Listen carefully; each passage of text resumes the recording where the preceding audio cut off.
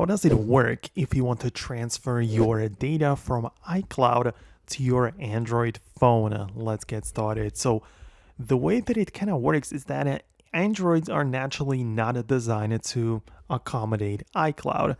Even though you can do something about it, it is much more limited than we would want. So the options that we have are using the web browser of your choice, where you can assign in to iCloud.com using your Apple ID and password.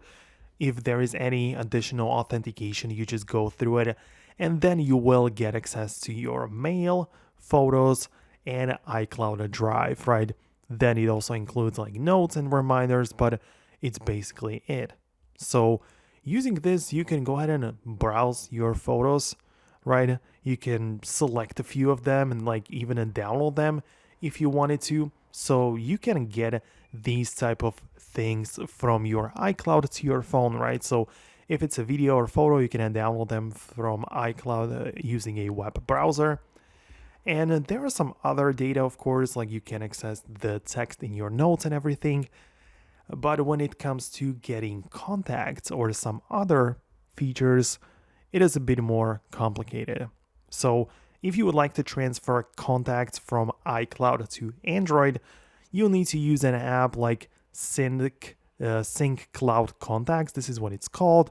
And using this app, you again just sign into your Apple ID and you'll be able to just download and get the iCloud contacts directly to your Android phone.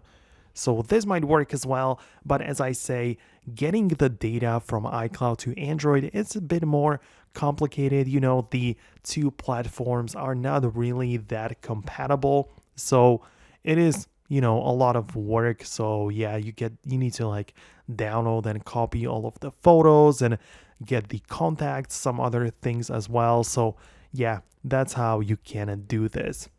So let me know below in the comments if there are some other thoughts or questions you might have. Subscribe below for more tutorials and guides like this one, and I'll see you later.